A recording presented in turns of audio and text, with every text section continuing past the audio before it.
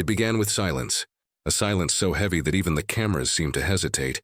Jasmine Crockett was in mid-sentence, her voice steady, her words sharp with truth, when suddenly, Coney Barrett cut across her. No warning, no courtesy, just a cold, clipped interruption that sliced through the chamber like a blade. "Excuse me, that's not how this works," Barrett snapped, her tone laced with superiority. The interruption wasn't just about stopping words. It was about power, about control, about making it clear who she thought was in charge. The room froze. Faces turned. Staffers shifted uneasily. Even the air felt tense, as if the oxygen itself had been pulled out. Crockett's lips parted, her thought unfinished, her truth hanging in the air like a fragile glass about to shatter. For a split second, Barrett smirked, satisfied. She believed she had silenced a rising voice. She believed that cutting off Jasmine Crockett meant cutting off the truth itself. The arrogance was written in the curl of her expression, in the tilt of her head, in the way she leaned back as if daring anyone to challenge her authority. But the eyes in the chamber told a different story. Some wide with shock, others narrowing with quiet rage. Viewers at home leaned forward. Who interrupts like that? Who dares to use silence as a weapon against someone simply speaking her mind? Jasmine didn't rush to reply. She didn't stumble. She didn't fall into the trap of defending herself. Instead, she held Barrett's gaze, calm and unwavering, a quiet storm building behind her eyes. That was the moment the roles became clear. One woman cloaked in arrogance, clutching to power. The other steady, patient, unbroken. Every great clash has a beginning, and this was it. A flash of disrespect, a calculated attempt to humiliate, and a hero waiting to rise. Barrett thought she had control. She thought this was her stage. But beneath the stillness, something electric stirred. Crockett's silence was not weakness. It was a warning, and as the cameras kept rolling, as millions prepared to judge what would come next, one thing became certain. This wasn't over. It was only the beginning. But no one could have predicted how quickly the tables would turn. The interruption wasn't happening in a vacuum. This wasn't a polite disagreement in a classroom, or a sparring match in a law school lecture hall. No, this was Washington, under the brightest lights, with the whole nation watching. The chamber itself carried weight, carved in stone and history, the kind of place where every word echoes far beyond the walls. And in that moment, every American knew this clash meant more than just a battle of egos. At the heart of it was democracy, fragile, bruised, and tested again and again. The debate wasn't simply about procedure. It was about who gets to be heard and who gets silenced, about whose story America chooses to honor and whose is cut off mid-sentence. Barrett sat there as the symbol of establishment power, appointed, insulated, convinced of her own authority. Crockett, on the other hand, carried the weight of something far heavier, the people who rarely get a seat at the table. Immigrants, working families, communities of color, voices often dismissed as too loud, too bold, too inconvenient. When Barrett interrupted, it wasn't just Crockett's voice she tried to smother. It was the echo of millions who see themselves in her. America was already on edge.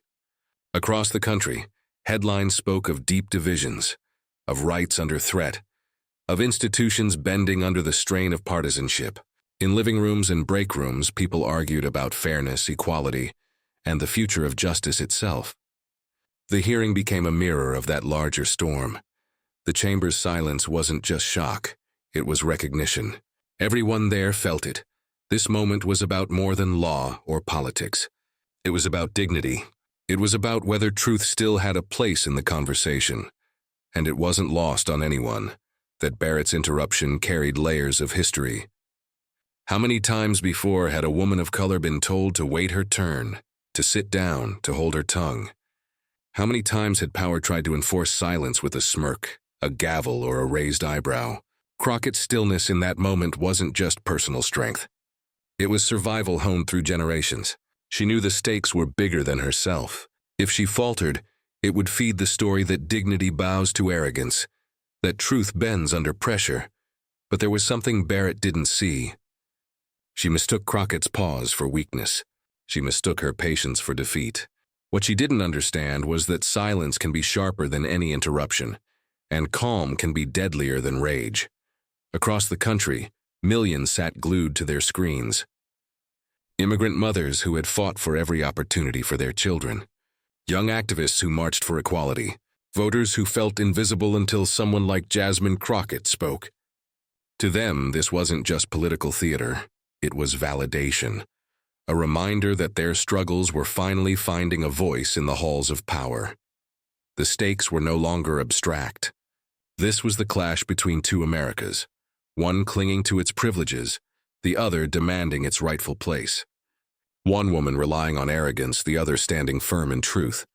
And as the air thickened, as Barrett leaned further into her display of control, it seemed, just for a moment, that Crockett was cornered, silenced, overpowered, and just when it seemed like Crockett was cornered, history repeated itself in the most unexpected way. To understand why Coney Barrett's interruption carried such weight, you have to step back and see the figure behind the voice. On the surface, Barrett has always been packaged as polished. A soft-spoken mother of 7, a devout woman of faith, a judge who presents herself as calm, deliberate, and measured. Her defenders paint her as the very image of dignity, a woman who climbed to the highest court in the land through intellect and perseverance. But behind the polished exterior lies a record that tells a different story. Barrett's rise was built on an image carefully crafted for public approval, yet riddled with contradictions. She was sold as someone who respected precedent, yet again and again her decisions and opinions have shown a readiness to chip away at rights millions of Americans hold dear.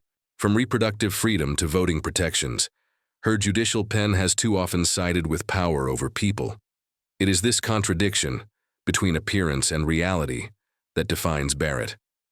She speaks of humility but carries herself with the entitlement of someone who believes she was destined to rule. She speaks of fairness but has aligned with rulings that strip fairness from those with the least. And in moments like the one with Jasmine Crockett, that mask slips, revealing the arrogance beneath. Her nomination to the Supreme Court itself was a storm of controversy. Pushed through at lightning speed just days before a presidential election, it reeked of hypocrisy. The same leaders who once claimed it was wrong to confirm a justice in an election year turned around and insisted it was perfectly acceptable for Barrett. And she accepted the nomination with a smile, standing on a stage that many Americans saw not as justice served, but justice stolen. Barrett often presents herself as neutral, above the fray. But neutrality loses its power when rulings fall time after time in ways that harm marginalized communities. When she speaks of interpreting the Constitution as written, people hear echoes of doors closing. Doors on women, on immigrants, on people who have always had to fight for their place in America's promise. Her public statements have only deepened this divide. At times she has spoken of empathy, but when asked to show it in her decisions, it vanishes. At other times she has brushed off criticism, as if the concerns of millions were nothing more than noise. To her, authority is not questioned, it is asserted. And that certainty, so admired by her supporters, reveals itself as arrogance when tested in real time. The interruption of Crockett was not an accident. It was the natural extension of who Barrett has shown herself to be.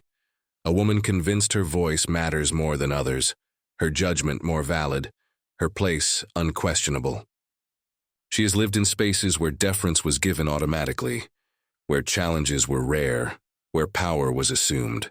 And so, in that chamber, she believed she could silence another woman without consequence. But the world has changed. Authority is no longer accepted at face value. Millions no longer bow to robes, titles, or polished smiles. They look deeper, past the performance, and they see the flaws. They see the record. They see the harm done behind the curtain of calm words. For all her polish, Barrett has been tone-deaf at key moments. When Americans cried out over rights slipping away, she reassured them that the court was not political, even as her presence on it was the result of the most political process imaginable. When asked to consider the lived realities of people struggling under laws she helped shape, she leaned on legal theory, detached and cold. She has been elevated as untouchable, protected by the aura of the Supreme Court, wrapped in the language of faith and family. But none of that shields her from truth, because truth has a way of cutting through appearances, of exposing arrogance no matter how carefully it's concealed. And in that chamber, before the eyes of the nation, Barrett's interruption was more than rudeness. It was a revelation. It showed the cracks in her carefully built image. It showed the entitlement that hides beneath her soft tone. It showed a woman who believed her authority placed her above accountability. But authority without humility is fragile, and arrogance, once revealed, cannot be unseen. Barrett's interruption seemed like a show of strength, a moment where she reasserted dominance. But in reality, it was the first slip, the first tear in the mask she had worn for years. And as the silence hung heavy after her words, as Crockett's calm stare answered arrogance with patience, a different story began to write itself. One not of Barrett's control, but of her unraveling. But the very traits that made Barrett seem untouchable would soon become the cracks in her armor. Jasmine Crockett was not born into privilege. She grew up in communities where opportunity often felt just out of reach, where families worked long hours and sacrificed sleep and comfort so their children could dream bigger. From an early age, she understood what it meant to fight for a place at the table. Her roots were grounded in resilience, shaped by people who had to work twice as hard just to be seen, just to be heard. Her path was never meant to be easy, and she never expected it to be.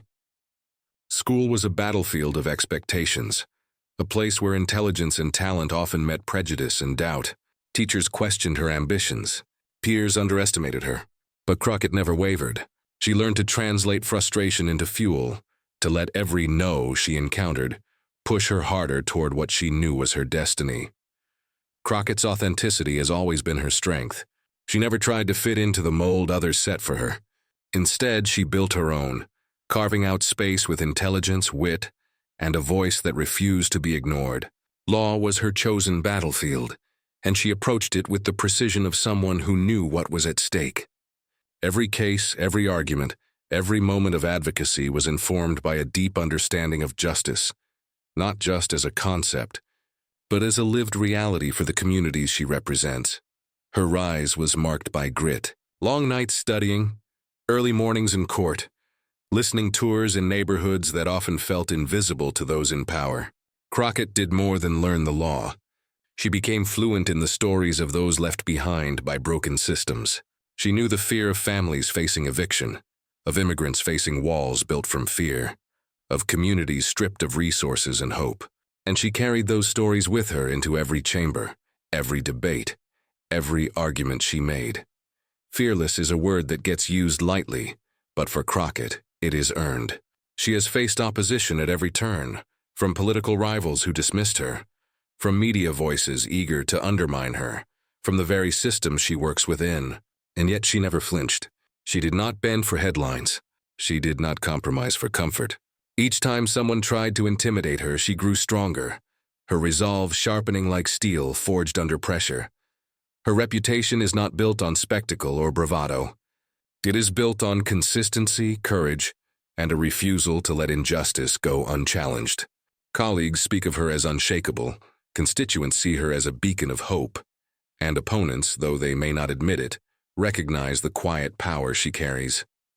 She does not raise her voice to dominate. She raises it to illuminate. Crockett's voice carries weight because it is anchored in lived experience. Every policy she debates, every motion she presents is informed by the struggles she has witnessed firsthand. When she speaks, people listen, not because she demands it, but because her words are backed by truth, empathy, and unwavering moral clarity. Her story resonates with anyone who has ever been told they are too small, too inexperienced, or too insignificant to make a difference. Her journey is the story of countless Americans who work tirelessly and still have to fight to be recognized.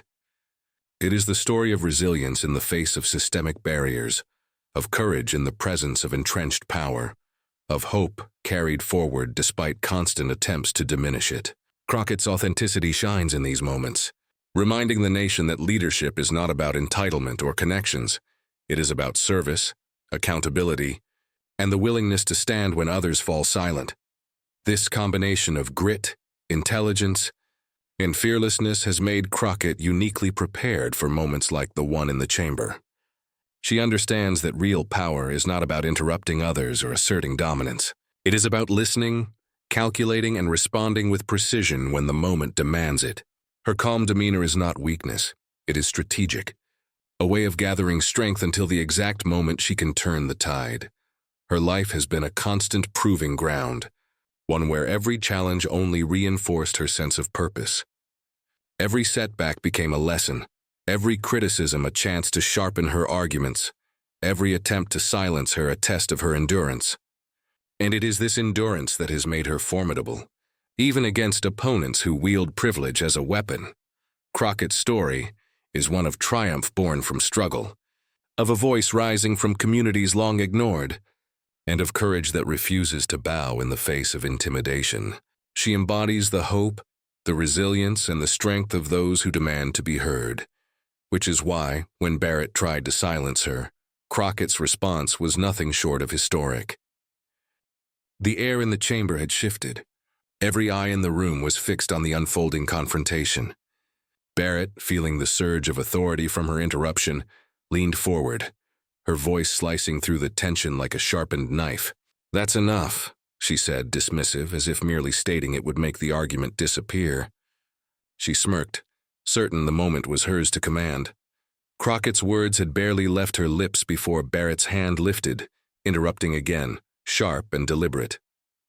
"You're misunderstanding the process," she said, her tone flat, almost patronizing.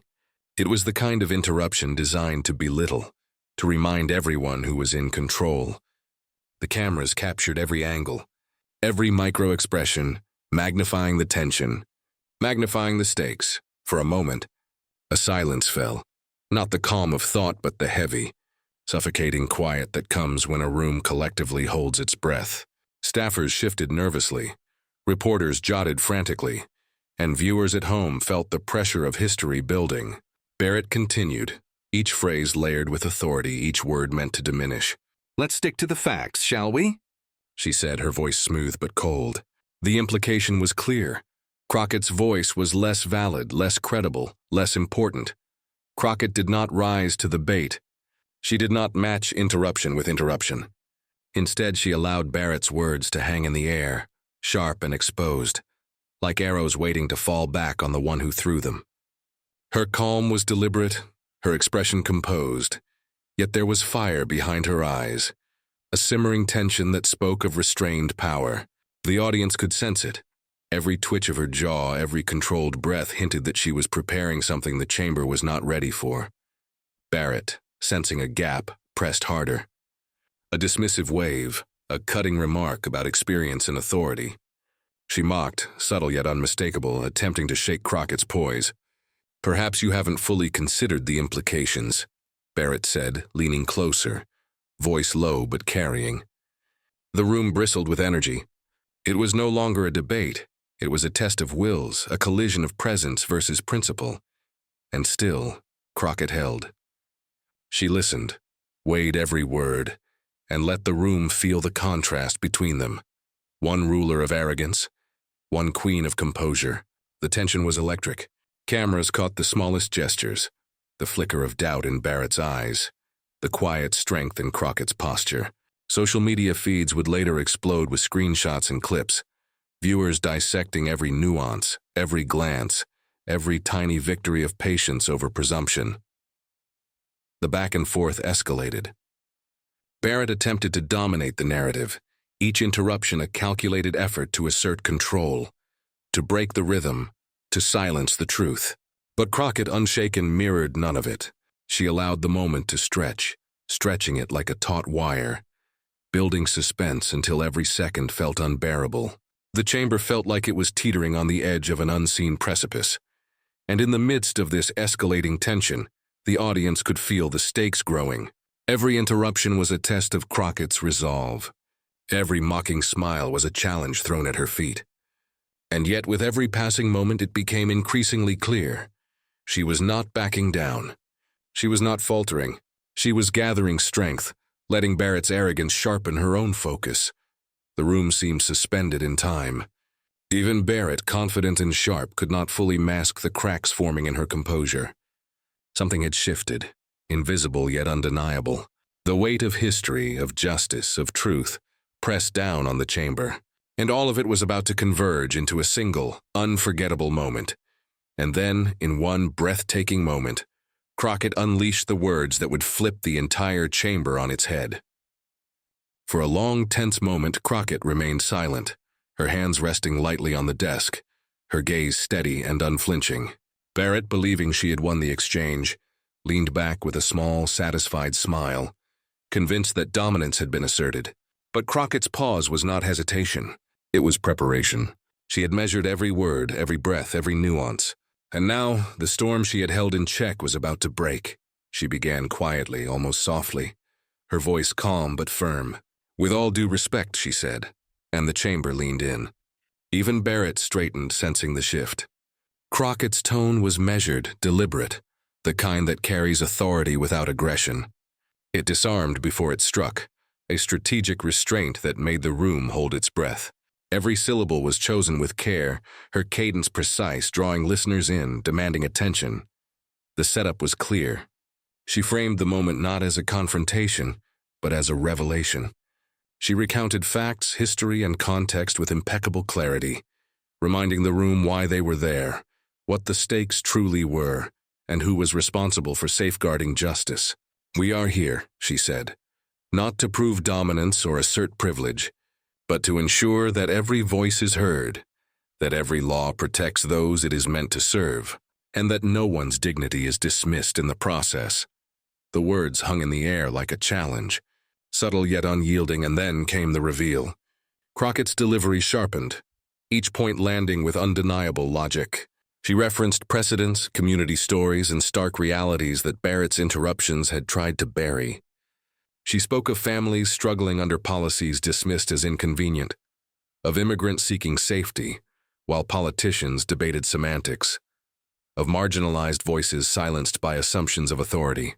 The weight of her evidence was unmistakable, and the clarity of her reasoning made disbelief ripple through the chamber. Even Barrett, who prided herself on composure, shifted slightly, her carefully maintained calm faltering ever so subtly. Crockett's voice grew stronger, not louder, but more piercing in its calm assurance. Every fact she presented was a mirror reflecting Barrett's arrogance back onto her, exposing contradictions in her record, flaws in her logic, and the emptiness of her assumed superiority. The audience could feel the tension snap like a taut wire as the chamber absorbed the impact. Murmurs rose quietly, almost instinctively. Some gasped, some leaned forward, riveted.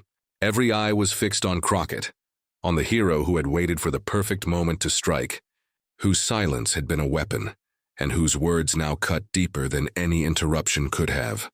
Barrett's attempt to regain control faltered. She opened her mouth, closed it, tried to reassert authority. But Crockett anticipated every move, countering not with emotion, but with calm, unwavering logic. The room seemed to shrink around her, all attention funneled toward the woman who had transformed restraint into power. Every pause was calculated, every gesture minimal but charged with intent. Crockett's takedown was not a shout. It was a precision strike, surgical in its effectiveness, leaving no escape, no rebuttal that could withstand the clarity of her reasoning. The reactions were instantaneous. Reporters' pens froze mid-scribble. Staffers exchanged glances, unable to believe the magnitude of what they were witnessing. Cameras captured Barrett's subtle tension, the shift in her composure, the micro-expressions that betrayed the cracks creeping into her confidence. Social media, imagined in real time, erupted with commentary. Just Crockett clapback, here's mic drop, here's justice served. Clips would circulate for days, dissected frame by frame. Praised for timing, brilliance, and the sheer audacity of standing firm in the face of interruption and arrogance. Crockett's voice didn't just land facts. It carried the moral authority of experience. Every anecdote of struggle, every carefully cited precedent, every calm rebuttal built a crescendo that Barrett could not interrupt. The chamber was silent now, save for the weight of the truth being spoken aloud. Listeners felt the gravity, the sense that they were witnessing not just a debate, but a defining moment in how courage confronts hubris. By the time she concluded, the room was transformed. Barrett's earlier smirk had disappeared, replaced with an expression of uncertainty, subtle yet undeniable.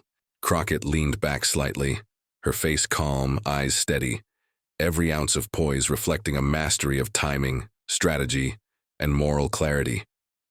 She had not just answered the interruption, she had reframed the conversation, taken control of the narrative, and asserted the dignity of every voice that Barrett's arrogance had attempted to suppress. It was the kind of moment that would be replayed in news clips, dissected in think pieces and debated endlessly. Crockett's counterattack was a masterclass in restraint and power, a demonstration that patience, intelligence, and clarity could shatter assumptions and silence attempts at domination.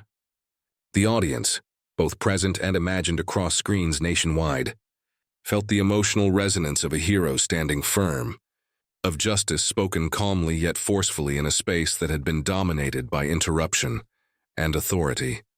Every detail, the timing, the tone, the facts, the poise, worked in harmony to create an impact far greater than the sum of its parts. Crockett had turned the moment into a lesson in power, restraint, and moral clarity. She had shown that true authority comes not from cutting others off, but from elevating truth above arrogance, and that courage manifests most powerfully when it is measured, precise and undeniable. And as the room began to buzz, as whispers spread and the cameras captured every reaction, one truth became undeniable. Crockett had won, not through volume, not through aggression, but through the kind of precision and integrity that cannot be interrupted. But as the echo of Crockett's words spread far beyond the chamber, the backlash against Barrett took on a life of its own. The moment Crockett spoke, the chamber seemed to hold its breath, and then the world responded. Within seconds, clips of the exchange were being shared across every corner of the internet. The video looped endlessly. Barrett cutting in, Crockett's measured pause, the calm dismantling of arrogance that followed. Hashtags ignited like wildfire. Crockett clapped back, biased truth over arrogance, mic drop moment. People who had never set foot in the chamber felt invested, as if they had witnessed history in real time. Social media erupted with reaction. Every timeline, every feed became a battleground of admiration and outrage. Progressive voices hailed Crockett as the embodiment of courage, a reminder that dignity could outlast entitlement. Memes proliferated. Barrett's smirk froze in mid-interruption, juxtaposed with Crockett's poised stare, captions mocking arrogance and celebrating restraint. The humor was sharp, biting, yet underscored a deeper truth, the kind of justice that comes not from power, but from principle. Late-night hosts and political commentators pounced. Segments replayed the moment frame by frame, each analysis punctuated by astonishment. One host joked, "She didn't just clap back, she rewrote the rulebook for every debate in the country." Analysts dissected the legal implications, the rhetorical mastery, the sheer audacity of remaining calm while systematically exposing a power imbalance. Every opinion piece, every tweet thread, every video essay amplified Crockett's authority while spotlighting Barrett's misstep. Voters and activists joined the chorus, rallying behind Crockett not merely as a politician, but as a symbol. Communities long overlooked felt validated. Immigrants, working families, and underrepresented groups saw their struggles echoed in Crockett's words, their frustrations reflected in her composure. People shared the clip with pride, saying, "This is for all of us who've ever been silenced." Civic groups and advocacy organizations highlighted the exchange in newsletters, emphasizing the importance of speaking truth to power, of patience paired with precision. Even beyond progressive circles, the ripple effect was undeniable. Some opponents, initially dismissive, began to recognize the cultural power of the moment. Political podcasts dissected it in ways that were impossible to ignore. Every corner of the media ecosystem, from mainstream outlets to grassroots channels, amplified the story. Barrett, intended to appear dominant and authoritative, instead became a symbol of miscalculated arrogance. The memes, the commentary, the endless shares transformed her image, leaving her as the one on the defensive in a debate that had moved far beyond the chamber. The visual contrast became a shorthand for public discourse. Entitlement interrupted, humility prevailing. Crockett's calm became a weapon of mass persuasion, reminding the nation that authority does not always equal credibility, and that measured truth can shatter the illusion of power. Viewers felt the emotional resonance deeply, connecting her courage to their own struggles, their own battles against voices louder or more privileged than theirs. It wasn't just entertainment, it was validation. Millions felt represented, heard, and inspired. The internet, usually a chaotic and fragmented space, coalesced around a single story of triumph against interruption and dismissal. Advocates shared clips during rallies. Educators used it as a case study in rhetoric, and communities celebrated the moment as a milestone in public accountability. Even as Barrett attempted to regain composure in subsequent hearings and public appearances, the narrative had already shifted. The visual, the viral clips, the collective gasp of a nation, it became impossible to erase the moment. Social media commentary painted her as the cautionary tale of arrogance meeting unshakable calm, and the world, captivated by Crockett's mastery, waited eagerly for what she would do next, inspired and emboldened by her example. The chambers of power, the offices, the living rooms, the feeds of millions, everywhere the conversation had changed. Crockett's words reverberated far beyond the immediate exchange, sparking dialogue, reflection, and recognition that courage is not loud. It is deliberate, precise, and grounded in principle. And in the middle of it all, one universal truth began to shine through. In the days that followed, the conversation shifted from shock to reflection. The chamber had been the stage, but the lesson had reached far beyond it. Crockett's counterattack wasn't just a rebuttal. It was a reminder of a deeper truth. Dignity, calm, and integrity speak louder than arrogance, no matter how polished or powerful. Authority without respect is fragile, but service rooted in principle leaves a legacy that endures. Crockett reframed what had felt personal into a universal message. Her composure in the face of interruption became a symbol of resistance against all forms of dismissal. It wasn't just about Barrett. It was about every individual who has ever been silenced, underestimated, or told their voice didn't matter. Through her words and actions, Crockett demonstrated that true strength comes from listening, understanding, and responding with clarity and courage, not from cutting others down. The nation began to see the moment for what it truly was. Millions recognized themselves in Crockett's journey.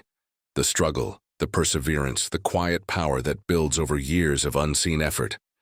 Her victory wasn't just political, it was moral. It reminded people that standing firm in one's truth can shift the course of a conversation, a debate, or even a nation's perception. Those who witnessed her performance felt a renewed sense of possibility, a reassurance that justice and dignity can prevail, even when challenged by arrogance and entitlement. Barrett's interruption, once intended to assert dominance, became the backdrop for a lesson in humility. Crockett turned a moment of potential defeat into a showcase of virtue. She proved that authority imposed through fear or condescension cannot withstand the quiet but unyielding force of reason, empathy, and moral clarity. Every detail of her performance, the measured tone, the precise logic, the unwavering calm, reinforced that leadership is about service, not self-interest. About uplifting others, not silencing them. Communities rallied around this principle. Activists, students, and ordinary citizens shared the story as a reminder that dignity and preparation outweigh aggression and posturing. Social media posts, articles, and discussions emphasize the broader lesson. Moments of confrontation are opportunities to exemplify the values we wish to see in society. The ripple effect was unmistakable. Crockett's courage inspired people to stand firm in their convictions, to speak with clarity, and to act with integrity even when challenged by those in positions of assumed power. The crescendo of this moment was not loud, it was deliberate. It resonated because it reflected the best of what leadership can be, principled, compassionate, and unshakable. Crockett's actions transformed an interruption into a teaching moment, a case study in how one person, grounded in truth and dignity, can change the tone of a debate and, symbolically, the conversation of a nation. And as the dust settled on the chamber, as the clips continued to circulate and the analyses multiplied, one idea became undeniable. Strength is not measured by the volume of your voice or the sharpness of your interruptions, but by the clarity of your conviction and the courage to stand by it. Service surpasses entitlement. Humanity surpasses arrogance. And dignity, once asserted, leaves a mark far deeper than any attempt to dominate could ever achieve. And that's why, no matter what happens next, this moment will never be forgotten. Amy Coney Barrett thought she could silence Jasmine Crockett with a single interruption. She believed authority alone would carry the day. But as we've seen, arrogance has a way of backfiring when faced with calm, measured truth. Barrett left the chamber visibly rattled, her confidence cracked, her intended dominance reduced to a cautionary tale. The world watched, and the lesson was clear. Entitlement cannot overpower dignity. Crockett, on the other hand, stood unwavering. Her composure, precision, and courage transformed a moment of potential intimidation into a historic display of integrity and moral clarity. She reminded everyone watching that true power lies not in cutting others down, but in lifting the truth high, even when the odds seem stacked. In that chamber and across the nation, she became more than a politician. She became a symbol of resilience, voice, and justice. This story isn't just about one debate or one interruption. It's about what happens when we refuse to be silenced, when we uphold dignity over arrogance, service over entitlement, humanity over ego. It's a reminder that every voice matters, every action counts, and standing firm in truth can ripple far beyond the moment. If you believe in courage, in fairness, and standing for what's right, join the movement. Subscribe to this channel to witness more moments that inspire and empower. Share this video so that more people see that dignity triumphs over arrogance. And amplify voices like Jasmine Crockett's. Because when we lift each other up, we change the conversation, and we change the world. Stand with dignity. Stand with truth. And never forget what one person, unshaken, can do.